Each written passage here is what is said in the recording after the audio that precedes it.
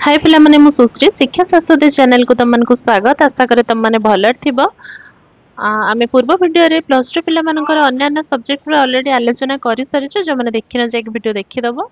आज आमे आलोचना करिबा सभ्य जमीदार एक नंबर संबलित क्वेश्चन एक नंबर। तो आमे आलोचना करिबा कोन ना तार जो एक नंबर जो क्वेश्चन सब रहिछि ताको आलोचना करिबा। परवर्ती वीडियो रे आमे तार 2 नंबर क्वेश्चन गुडा को आलोचना करिबा। एमसीक्यूज गुडा तुमको पढ़िया को सुविधा होतिबो केना तार जेहेतु ऑप्शन गुडा अछि तमे सेथुर पढ़ी परतो। बट एक मार्क क्वेश्चन और 2 मार्क क्वेश्चन लो किछि नाही ना एमसीक्यू, तो सेटा को तुमको देखिबा को हबो। तो ठीक अछि, फर्स्ट देखो पिला माने क्वेश्चन, कलिकता बड़ बजार बाबू बलराम परिचय कौन थिला? कलिकता बड़ बजार बाबू बलराम परिचय कौन थिला ना गदिया ना महाजन। ठीक अछि, दोक्ता कारबार काहा सह समान बोली महाजने कहिसंती? गोखर साप खेलाइबा। एठी पिला माने मिस्टेक हे एडिटिंग, तो एठी गोटे ये हे जे टिके रुओ। तो दोक्ता कारबार काहा सह समान बोली कहा जायछि? गोखर साप खेलाइबा संगे समान करा है। तो कलिकता माल रप्तानी केउथिरे हुए? बालेश्वर जहाजरे। तो बलराम बलंकर ओडिसा रे काहेकि नाम डाक थिला ना चिन्हरा दंडीदार। कलिकता रे केते बेले तप पड़े बोली कहा जायछि ना कलिकता रे प्रातः काल रे कुकुडा डाक आगरु। बुझियला? तापरे कोन अछि देखो पिला माने, कपालिया लोक को कौन मिली थाए बोली कहा जायछि? आकबरी मोहर मिले। केउ दिनरु दिनकू दिन गोपाल घर बढ़ुथिला? पहरा पड़िबा दिनरु। केउ कथा गोपाल बेस जानी गलानी बोली कहा जायछि? ना माल किना बिका छक छक। गोपाल बेपार रे बाबू बलराम कौन परिथिला पिला माने? गोपाल बेपार रे बाबू बलराम कौन थिला? डाहाण हाथ।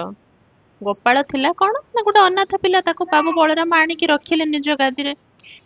तो रखिले जेहेतु सी कौन गोटे ईमानदार पिला थिला, गोटे कौन थिला ना सचोट पिला थिला। तो ताको भरोसा करिकी बाबू बलराम बहुत कथा ताको सिखेइले, ताको बेपार रे ताको शामिल कले। तो कौन हैला आस्ते आस्ते बाबू बलराम पाखरे कौन हैला गोपाल बाबू बलराम को डाहाण हाथ हो गला। अर्थात तांकर सब काम से कला, गुरुत्वपूर्ण पदवी सेठी बहन कला से।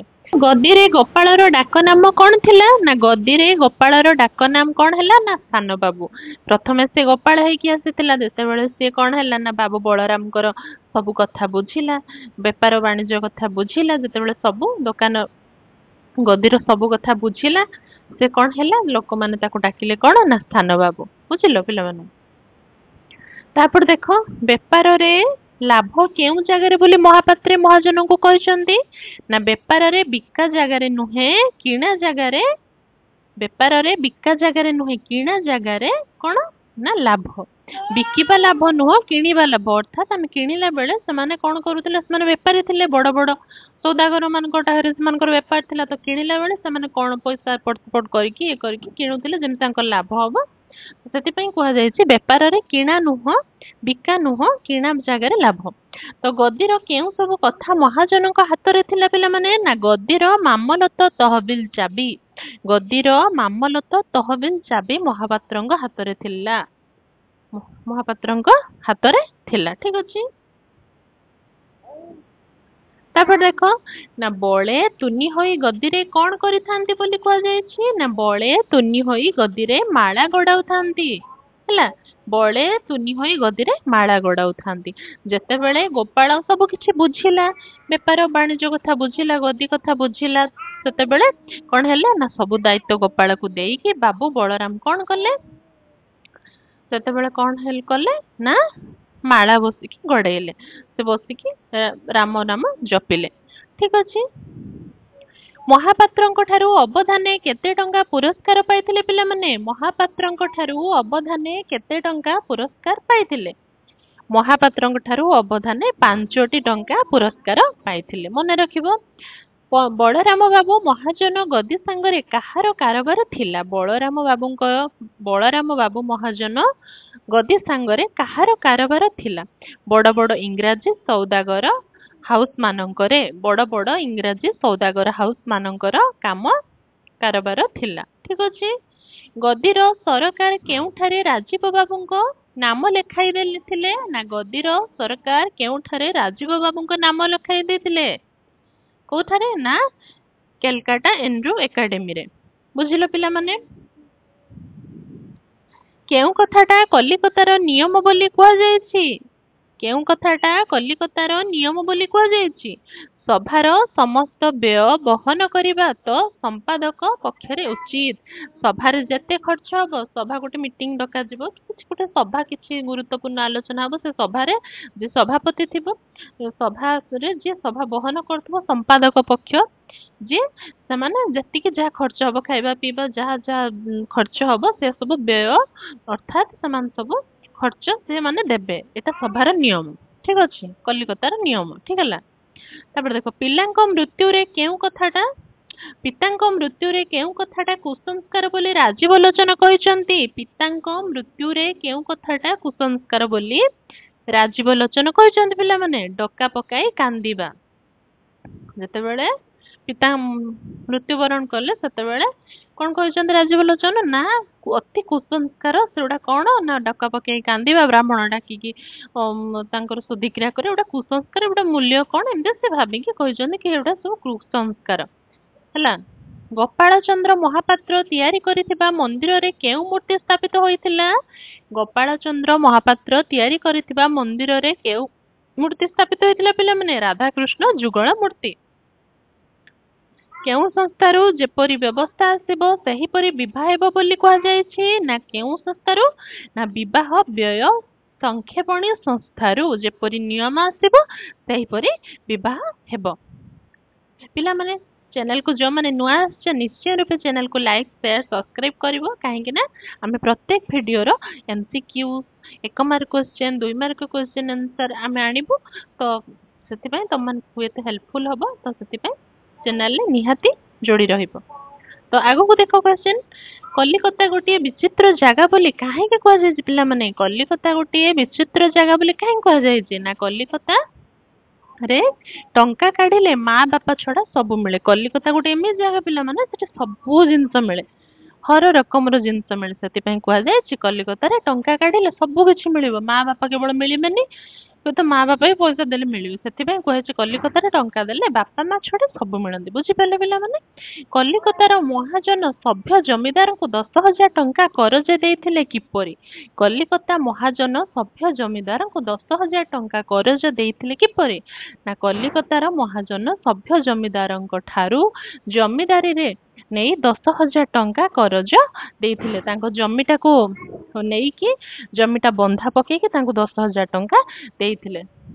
ତ ଦେଖ, ପୁଅ ବୋହୂ ହାତ ଧରାଧରି ହୋଇ କୁଆଡେ ବାହାରିଥିବାର କୁହାଯାଇଛି? ପିଲାମାନେ, ପୁଅ ବୋହୂ ହାତ ଧରାଧରି ହୋଇ ମା ସାଆନ୍ତାଣୀଙ୍କୁ ସାକ୍ଷାତ କରିବାକୁ ବାହାରିଥିବାର କୁହାଯାଇଛି। ଗୋପାଳ ମହାପାତ୍ରଙ୍କ ସ୍ତ୍ରୀ ଯେ, ସେ ମା ସାଆନ୍ତାଣୀଙ୍କୁ ଦେଖା କରିବାକୁ ପୁଅ ବୋହୂ ବାହାରିଛନ୍ତି।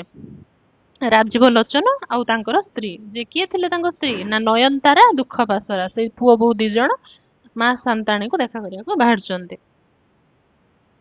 ତାପରେ ଦେଖ 24 ନମ୍ବର, ମା ସାଆନ୍ତାଣୀ କେଉଁ କଥା ଶୁଣି ଚମକି ପଡି ଠିଆ ହୋଇଗଲେ? ନା ବୋହୂ ଗୋଡରେ ଲେଡି ଜୋତା ଏଡିର ଠକ୍ ଠକ୍ ଶବ୍ଦ ଶୁଣି ଚମକି ପଡିଲେ। ଜୋତା ପିନ୍ଧିକି ଯେତେବେଳେ ପଶି ଯାଇଛନ୍ତି ତାଙ୍କ ଘରକୁ, ତାଙ୍କ ରୋଷେଇ ଘରକୁ, ସେତେବେଳେ ଇଏ ଚମକି ପଡୁଛନ୍ତି, ମାଲ ବୁଲିକି ହୋଇକି ଚମକି ପଡୁଛନ୍ତି ମା ସାଆନ୍ତାଣୀ। ବୁଝିଲ? ମା ସାଆନ୍ତାଣୀ ଘରୁ ବାହାରି ଯାଇ କେଉଁଠି ରହିବାର ସମ୍ବାଦ ଆସିଥିଲା? ନା ପୁରୀର ମାତା ମଠରେ। ମା ସାଆନ୍ତାଣୀ ଘରୁ ବାହାରି ଯାଇକି କେଉଁଠି ରହିଲେ? ନା ପୁରୀ ମାତା ମଠରେ। ବୋହୂ ସାଆନ୍ତାଣୀଙ୍କୁ କେଉଁ ନାମରେ ଡାକିବାକୁ ଜମିଦାର ବାବୁ ଚାହୁଁଥିଲେ? ପିଲାମାନେ, ଟିକେ ଲେଖିଲା ବେଳେ ଟିକେ ପ୍ରିଣ୍ଟିଂ ମିଷ୍ଟେକ୍ ହେଇଛି, ତ ତମେ ଆଡଜଷ୍ଟ କରିନବ।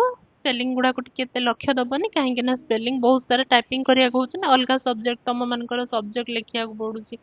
ତମ ମାନଙ୍କର क्वेश्चन आंसर କରିବାକୁ ପଡୁଛି +3 ପିଲାଙ୍କର କି ପିଜି ଅଲଗା ପିଲାମାନଙ୍କର ତ ଏତେ ସବୁ ଲେଖିଲା ବେଳକୁ ନା କୋଉଠି ହର୍ଷେଇ କୋଉଠି ଦୀର୍ଘ ସବୁ ଟାଇପିଂ କଲା ବେଳକୁ ନା ସବୁ ଉଲ୍ଟା ପାଲ୍ଟା ହେଇଯାଉଛି କୋଉଠି ହର୍ଷେଇକାର କୋଉଠି ଦୀର୍ଘକାର କୋଉଠି କଣ ଛାଡି ଯାଉଛି ତ ସେଥିପାଇଁ ତମମାନେ ଦେଖିକି क्वेश्चन ବହିର ମିଳିକି ପଢିବ ବାକି आंसर ସବୁ ଠିକ ଠାକ ଅଛି नो डाउट बाकी देख ମା ସାନ୍ତାଣୀ ଘରୁ ବାହାରି କୋଉଠି ରହିଥିଲେ ପିଲାମାନେ ନା ପୁରୀର ମାତା ମଠରେ ଠିକ ଅଛି ବହୁ ସାନ୍ତାଣୀକୁ କେଉଁ ନାମରେ ଡାକିବା ପାଇଁ ଜମିଦାର ବାବୁ ଚାହୁଁଥିଲେ ଜମିଦାର ବାବୁ କଣ ଚାହୁଁଥିଲେ ମାନେ ରାଜୀବ ଲୋଚନ କଣ ଚାହୁଁଥିଲେ କି ତାଙ୍କ ସ୍ତ୍ରୀ ନୟନତାର ଦୁଃଖ ପାଶରକୁ କଣ ଡାକନ୍ତୁ ବୋଲି ନା ବହୁ ସାନ୍ତାଣୀକୁ ମିସେସ ମହାପାତ୍ର ନାମରେ ଡାକିବାକୁ ଜମିଦାର ବାବୁ ଚାହୁଁଥିଲେ ବୁଝିଲ ତାଙ୍କ ସ୍ତ୍ରୀକୁ ମିସେସ ମହାପାତ୍ର ବୋଲି ଡାକନ୍ତୁ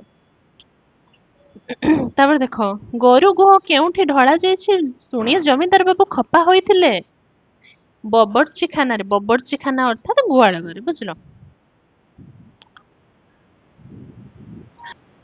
ମିଷ୍ଟର ମିଷ୍ଟର ଓ ମିସେସ ମହାପାତ୍ର ଘରେ ଆଉ ରହିପାରିଲେ ନାହିଁ କାହିଁକି ପିଲାମାନେ ମିଷ୍ଟର ଓ ମିସେସ ମହାପାତ୍ର ଡିକ୍ରିଦାରୀ ପିଆଦା ଜୁଲୁମରେ ଆଉ ରହିପାରିଲେ ନାହିଁ ବୁଝିପାରିଲ ଜମିଦାର ବାବୁ 5-6 ପରେ କଣ କରୁଥିବାର ଶୁଣା ଯାଇଥିଲା ନା 5-6 ବର୍ଷ ପରେ ତାଙ୍କ ଶ୍ୱଶୁର କାମରେ ଆସାମରେ ଖାନ ସାମଗ୍ରୀ କାମ କରୁଥିବାର ଶୁଣାଗଲା ବହୁ ସାନ୍ତାଣୀଙ୍କ ପ୍ରକୃତ ନାମ କଣ ଥିଲା ପିଲାମାନେ ବହୁ ସାନ୍ତାଣୀଙ୍କ ପ୍ରକୃତ ନାମ କଣ ଥିଲା ବହୁ ସାନ୍ତାଣୀଙ୍କ ପ୍ରକୃତ ନାମ ଥିଲା ନୟନତାରା ଦୁଃଖ ପାଶୋରା ବୁଝିଲ तो आशा करे वीडियो निश्चय रूपे भल लगी जदि भल लगी निहाती रूपे चैनल टी लाइक शेयर सब्सक्राइब करेंगे वीडियो टी लाइक करेंगे किसी भी डाउट्स थे कमेंट सेक्शन कमेंट करेंगे आउ किसी जदि निडी थी अन्य सब्जेक्ट किसी भी निडी थी किसी भी दरकार थी निश्चय रूपे मत कमेंट कहि परिबे मु निहाती से विषय वीडियो आनिबी डोंट वरी बाकी रहिला आगामी अध्याय आम यार 2 मार्क आलोचना करूँ अन्य सब्जेक्ट जहाँ भी अच्छे सबुथ 1 मार्क 2 मार्क क्वेश्चन आगे आलोचना करूँ देन तार लॉन्ग क्वेश्चन आम देखू पार्ट पार्ट करके सब जिनस आम देखू एका बेलक तो सब किसी करहबनी ना तो टाइम लगे ना अन्य पिला भी क्लास होची तो से तुम मैंने जब अपडेट पाइबा चाहो निश्चय रूपे मो सहित जोड़िकी रुहतु कहीं आम आगामी भिडियो अन्य बहुत किसी आलोचना करूँ रोचे धन्यवाद जय जगन्नाथ।